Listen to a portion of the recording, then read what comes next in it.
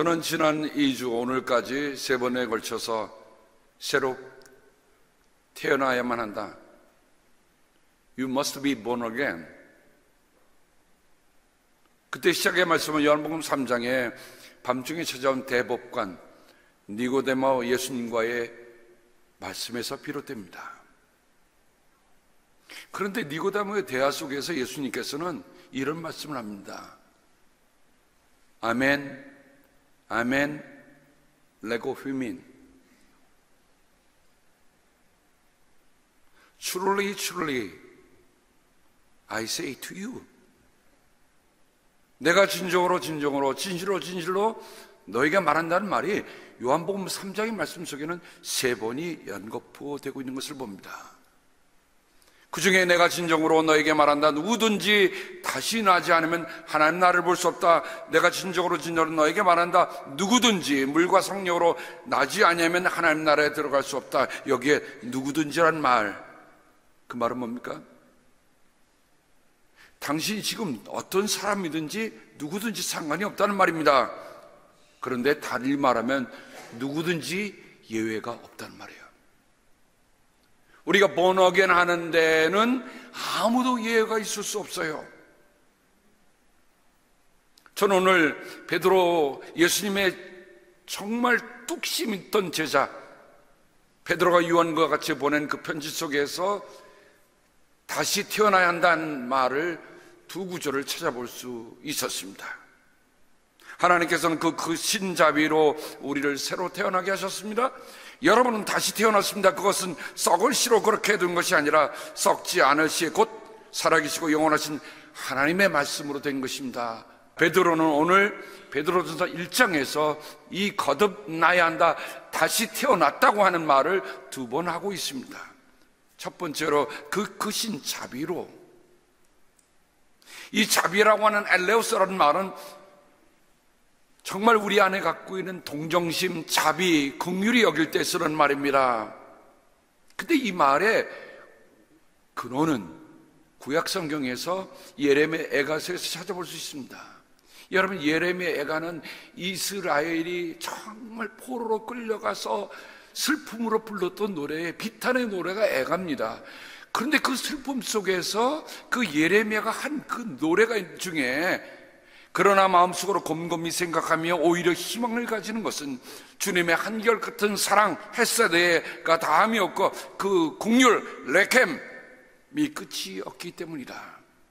주님의 사랑과 긍휼이 아침마다 새롭고 주님의 신실하심이 큽니다라고 얘기합니다.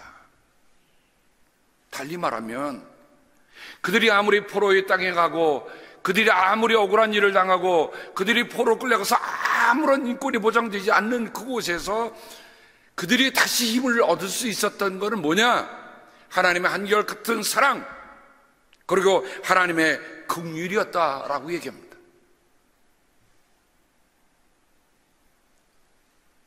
오 신실하시는 찬양을 할 때 저는 그 찬양의 그 대목이 정말 마음에 와닿아요. Morning by morning, new mercies I see. 여러분, 아침마다 일어나면 어제 무거웠던, 어저께 힘들었던 모든 일을 다 마치고 아침에 일어나면 여러분, 무엇이 보입니까?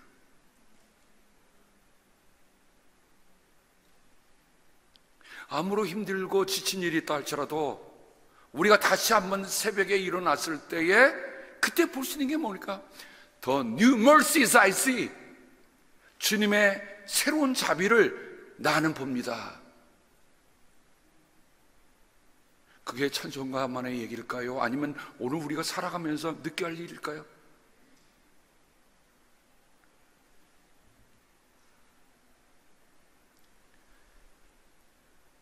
구약 성경의 긍휼이라는 말은 아기를 갖는 어머니의 자궁을 얘기합니다. 그래서 이사야서 49장 15절에 보면 어머니가 제 젖먹이를 잊겠으며 제 태에서 낳은 아들을 어찌 긍휼히 여기지 않겠느냐. 비록 어머니가 자식을 잊는다 하여도 나는 절대로 너를 잊지 않겠다. 하나님이요, 어머니 같은 마음으로 말씀하시는 거예요. 여러분은 자기가 낳은 자식을 잊을 어미가 어디 있겠습니까마는 하나님이 얼마나 강하게 말씀하십니까? 뭐라고 얘기해요? 혹시 어쩌다가 어머니가 자식을 잊는다 하더라도 나는 절대 너를 잊지 않겠다. 우리가 하나님의 긍휼을 받는다는 게 뭘까요? 우리는 하나님의 기억 속에 있는 사람들이야. 하나님은 나를 기억하신다는 거예요. 하나님 나를 알고 계신다는 거예요. 그처럼 큰 힘이 어디 있어요? 어머니가 그 자식을 위로하듯이 내가 너희를 위로할 것이다 라고 말씀하셨어요. 신약에 오면 여러분, 아기를 성령으로 잉태할 마리아에게 와서 내가 하나님의 은혜를 입을 것이다 라고 했던 천사의 알림을 통해서 마리아가 그 말씀을 나중에 순응하면서 불렀던 노래 중에서 그의 자비하심은 그를 두려워하는 사람들에게 대대로 있을 것입니다. 그는 자비를 기억하셔서 자기의 종 이스라엘을 도우셨습니다 합니다. 마리아의 노래 속에 내가 하나님의 자비를 잊고 있구나, 이 이스라엘 백성들이 하나님의 자비를 잊고 있구나 하는 고백이 있는 겁니다. 사랑하는 성도 여러분, 여러분이 예배를 드릴 때마다 또 하나님과 함께 길을 걸어갈 때마다 우리의 사는 모든 삶 속에 하나님의 자비가 나와 함께 있다고 하는 것을 늘 잊지 않기를 주님의 이름으로 당부합니다. 그러면 어려운 속에서도 우리가 일어날 수 있는 거예요. 세례 요한의 아버지 사가랴도 이렇게 찬양합니다. 하나님의 자비로운 심정에서 그 구원이 온 것이다. 구원이 어디서 온다고요? 우리에게서 오는 겁니까? 아니에요. 우리가 어떤 의로운 일을 우리가 잘한다고 해서 구원이 오는 겁니까? 아니에요. 하나님의 자비로운 심정에서 그 구원이 오는 거예요. 그러니까 구원이라고 하는 건 뭐예요? 하나님이 나를 자비롭게 여기신다. 하나님이 나를 불쌍히 여기신다.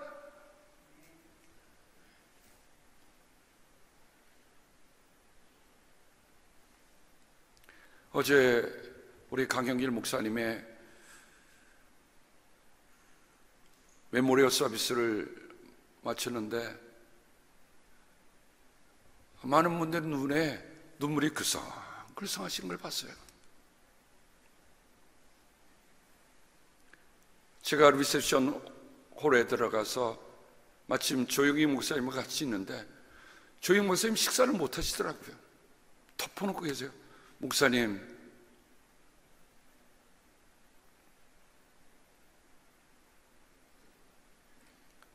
왜 식사 안 하세요?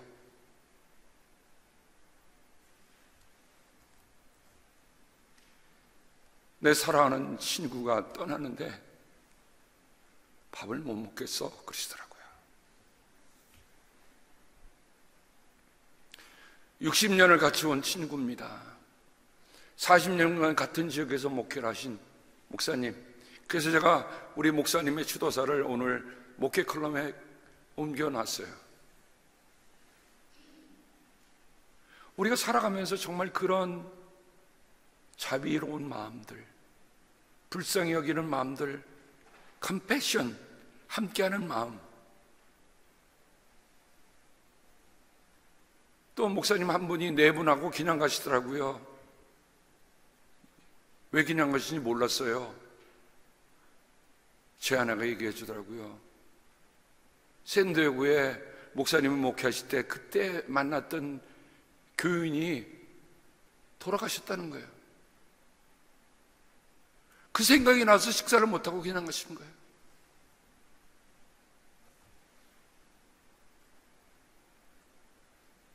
우리가 하나님의 자비를 입었으면 우리 주님은 말씀하십니다. 내가 자비로운 것 같이 너희도 자비로워라.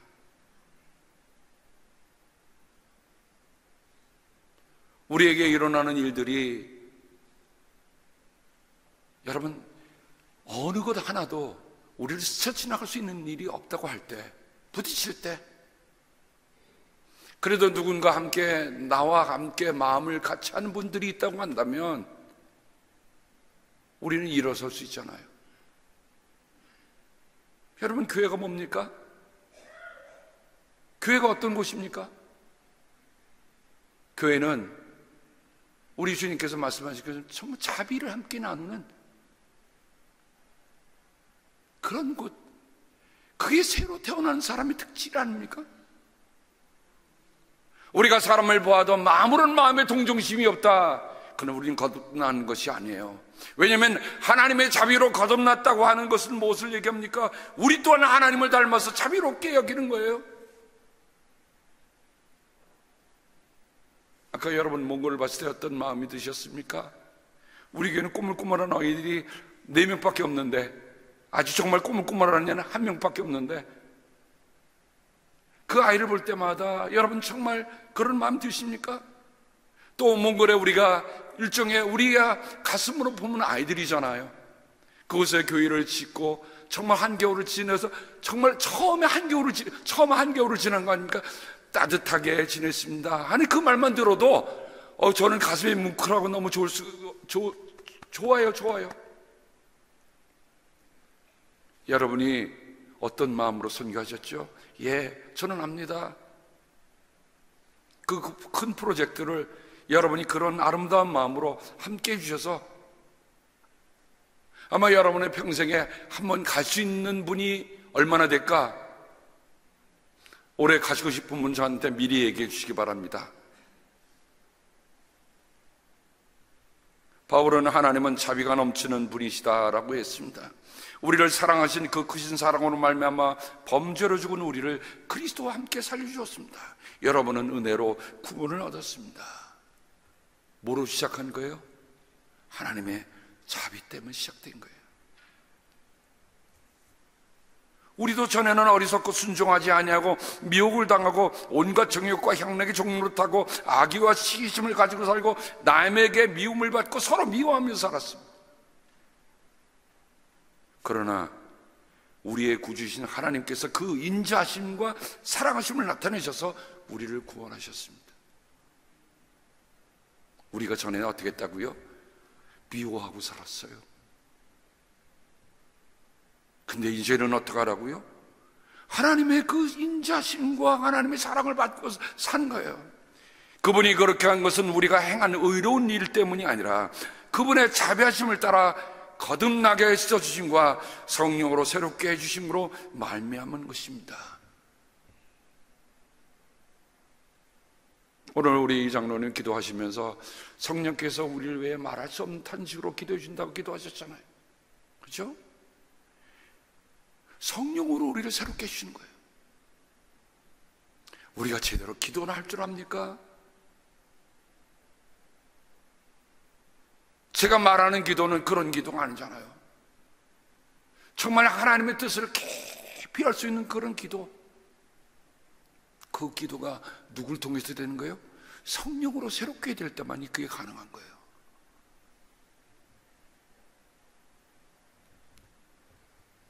어제 추모의 예배를 마쳤는데 나가면서 많은 분들이 저보러 쓴 추모시를 달라고 그러시더라고요. 그래서 제가 그랬어요. 다음 주 우리 교회 주보에 낼 테니까 여러분 들어와서 보세요.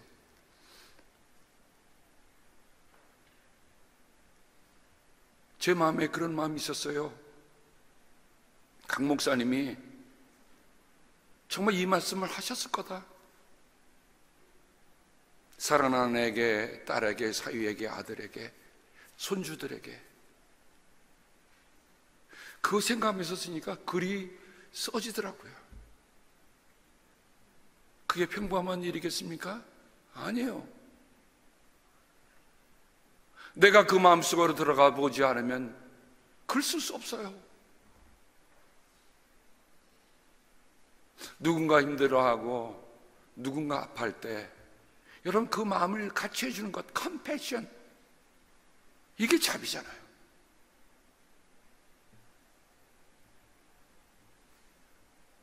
두 번째 베드로는 썩지 않을 씨, 하나님의 말씀으로 라고 얘기합니다. 여러분, 마태복음에 보면 예수님의 비유, 공감몬스에 보면 예수님의 비유가 있는데 그 비유의 첫 비유가 뭡니까? 씨 뿌리는 자의 비유예요. 가만히 보니까 마태복음에 씨 뿌리는 사람 비유, 겨자씨의 비유, 밀과 독보리의 비유, 이 비유들의 공통점은 씨앗이라는 것입니다. 씨앗은 뭐를 담고 있나요? 생명을 담고 있어요. 언젠가 여러분에게 제가 이런 말씀 드린 적이 있었어요. 한 3,000년쯤 전 된 피라미드에서 미랄이 발굴이 되어 있습니다. 썩지 않고 미랄이 나오니까 신문은 대서특필했습니다. 야, 씨앗이 3, 4천 년 동안 보존되어 있다. 그런데 예수님은 생각이 다르셨어요. 예수님은 그 3,000년, 4,000년 동안 땡땡하게 남아있는 그 씨앗에게 이렇게 얘기합니다. 이 고약한 씨앗 같으니라고. 내가 만일 3, 4천 년 전에 나일강에 뿌려졌다고 한다면 수많은 생명을 먹여 살렸을 것 아니냐. 그런데 달랑 내 몸 하나 갖고 태어나?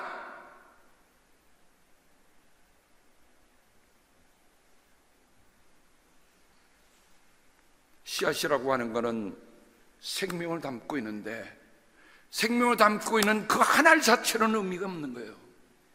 어떻게 해요? 그게 죽어서 또 다른 열매를 맺는 겁니다. 우리가 새로 태어났다는 건 내가 태어난 거 한 사람으로 끝나는 게 아니에요. 내가 태어남으로 해서 다른 사람을 태어나게 하는 일로 하나님이 나를 그런 씨앗으로 만드신 거예요.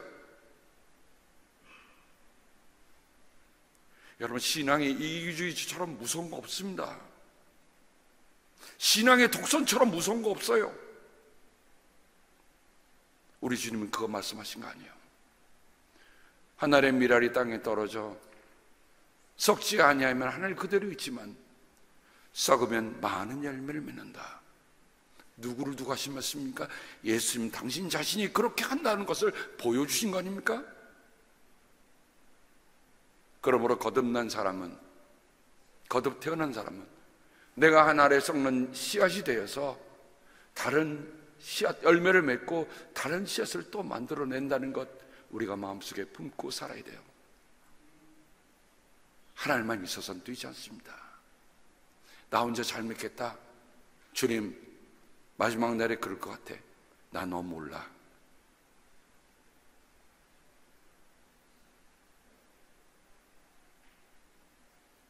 바울은 심는 사람에게 심을 씨와 먹을 양식을 공급하여 주시는 하나님께서 여러분에게도 씨를 마련하여 주시고 그것을 갑절로 늘려주시고 의의 열매를 증가시켜 주실 거라 했어요. 제가 이 말씀을 하면서 줄을 쳐봤어요. 씨를 마련해 주시는 분이 누군가? 하나님이다. 그것을 갑절로 늘려주시는 분 누군가? 하나님이다. 의의 열매를 증가시켜 주는 분입니다. 하나님입니다. 왜 우리가 그걸 못합니까? 씨도 누가 주신 거라고요? 하나님이 주셨다고요. 늘려주시는 것도 누구라고요? 하나님이에요. 의의 열매를 갑절로 증가시켜주는 분 누구예요? 하나님이에요.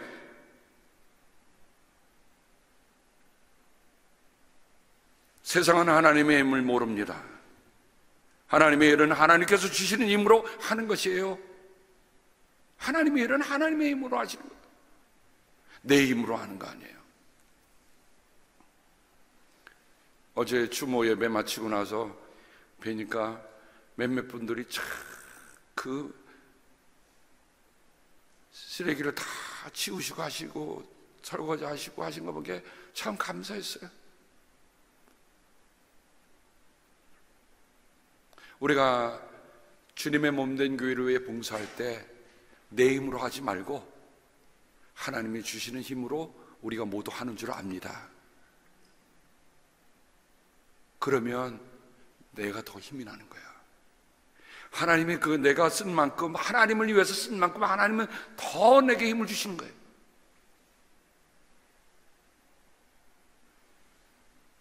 그럼 베드로는 왜 그 씨앗을 하나님의 말씀으로 했을까? 하나님의 말씀이 뭘까요?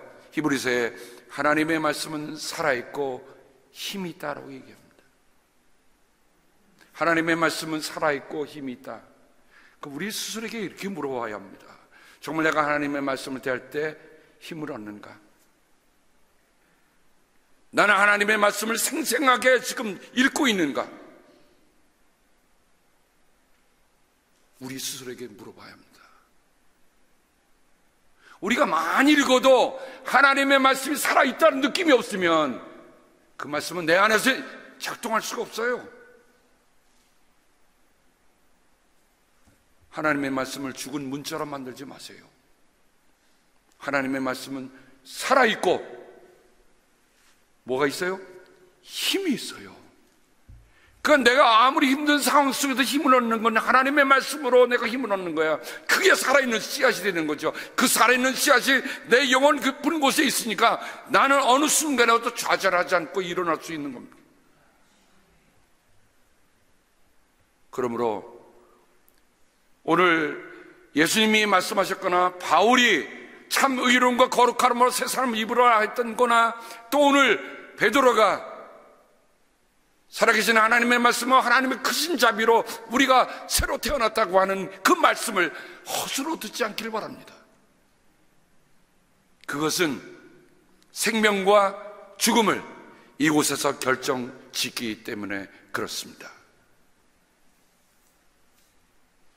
전도와 선교가 왜 합니까? 그것은 생명을 살리는 일이기 때문에 하는 거예요. 우리가 몽골에 가든 가까운 멕시코에 가든 어디를 가든 그 전도와 선교는 생명을 살리는 일이라는 것을 여러분이 아시고 가야 합니다. 영혼을 구하는 일이에요. 그런데 죽은 사람은 죽은 사람을 살릴 수 없어요. 생명 없는 사람이 생명을 말할 수 없습니다. 우리가 거듭나지 않고는 거듭나라고 할 수 없습니다. 거듭난 사람은 세상과 다릅니다. 저는 우리 성도님 한 분이 제게 참 가슴 뜨거운 글을 하나 보내셨어요. 여러분 이런 우표 보신 적이 있으십니까? These immortal chaplains.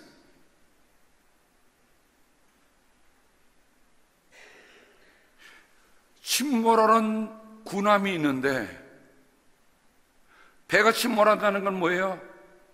죽는다는 거예요. 근데 저 네 분의 얼굴들은 좀 어떻게 있습니까? 하늘에 떠 있어요. 죽었지만 산 사람의 얘기입니다. 1943년 2차 대전에 뉴욕항을 출발한 병력 수송선 도체스터가 연합군 904명을 태우고 출항을 했습니다. 항해한 지 12일이 지난 후에 독일군 잠수함이 어뢰를 쐈어요. 그래서 그 배가 침몰하면서 605명이 전사합니다. 저는 그 스토리를 읽으면서 이런 생각이 들었습니다. 여러분 위기의 순간에 진짜 믿음이 드러나는 거예요. 그렇죠? 평상시에는 진짜인지 가짜인지 잘 몰라.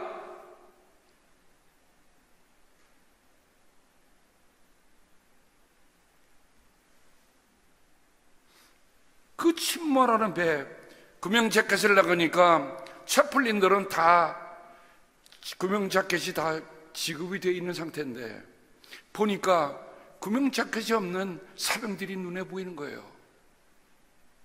그래서 그 중에 한 채플린이 사병에게 물어줍니다. 너는 예수를 모르는가? 그러면 너는 살아서 예수를 믿어야 죽어야도 산다. 자신의 구명 자켓을 넘겨주고 그들이 찬송하며 기도하며 그 차가운 물속으로 들어갔습니다. 아마 그 순간에 이렇게 물어봤을 거예요. Do you believe in Jesus?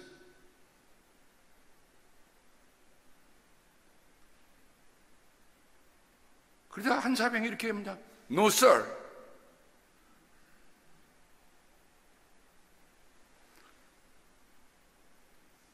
한번 여러분 생각해 보시겠어요? 예수를 믿지 않는 사람이 그대로 가면 어디 갑니까? 지옥 가잖아요. 나는 예수를 믿으니까, 나는 지금이라도 천국 가니까 너는 꼭 살아서 예수를 믿고 그리고 천국에서 다시 만나자.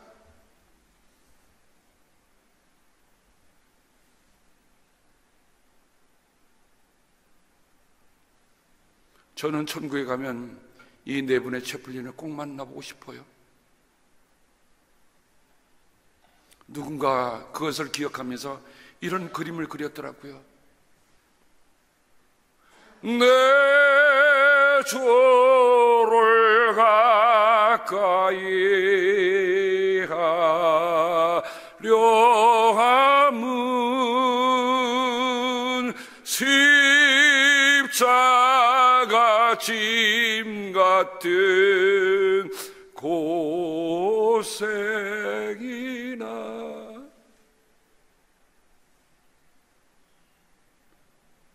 구명 자켓을 사병들에게 다 건네준 이 네 분의 채플린은 서로 잡고 찬송하고 기도하고 그리고 그 차가운 물속으로 들어갔습니다. 그 중에 한 사병이 이런 증언을 합니다. 내가 본 마지막 장면은 군목들의 기도하는 모습입니다. 그들은 최선을 다했고 나는 그들을 다시 보지 못했습니다. 그들은 자신이 입고 있던 구명 재킷을 병사들에게 벗어주고 죽음을 택하였습니다.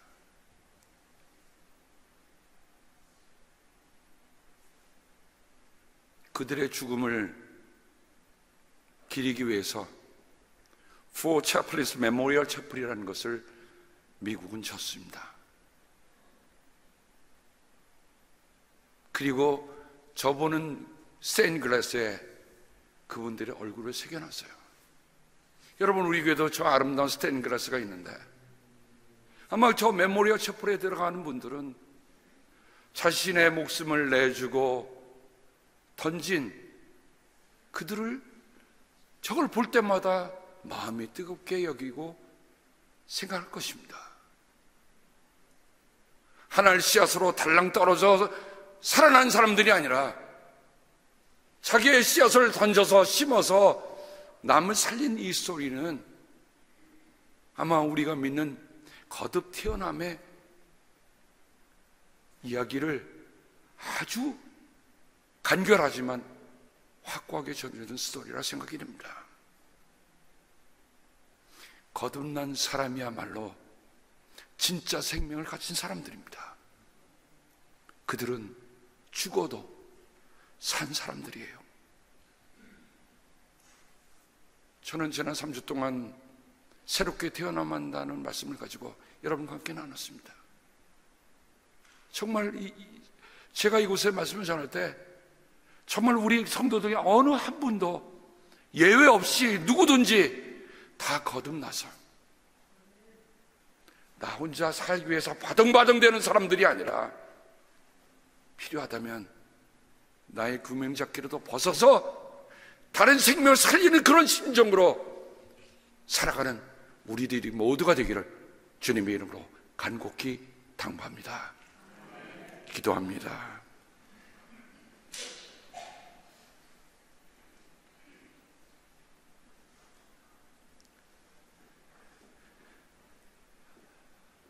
하나님,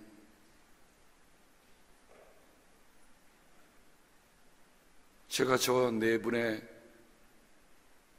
굿모님들을 볼 때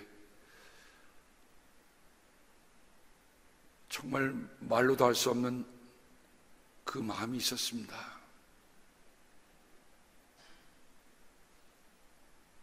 당신은 예수 믿어? 아닙니다. 그래, 당신의 이 구명재킷을 꼭 입고 살아서 예수를 믿어야 나하고 천국에서 만날 수 있어. 나는 예수를 믿으니 지금 가도 천국에 가는 것이요. 아버지, 우리가 이 땅에 살면서 뭔가 나 하나 지킨다고 나 하나 산다고 바둥바둥 되는데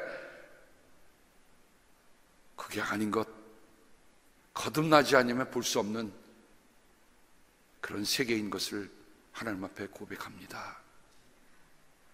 하나님, 우리가 다 이토록 거듭나서 정말 내 목숨을 내어주어 누군가를 살릴 수 있는 그런 심정으로 거듭나는 저희들 되게 주여 도와주시옵소서. 거듭남이 나 때문만이 아니라 나를 통해서 누군가 생명의 씨앗을 전달해 줄 그들에게 주는 그 이유가 되게 하나님 함께하여 주시옵소서. 감사하며 예수님의 이름으로 간절히 기도합니다. 아멘.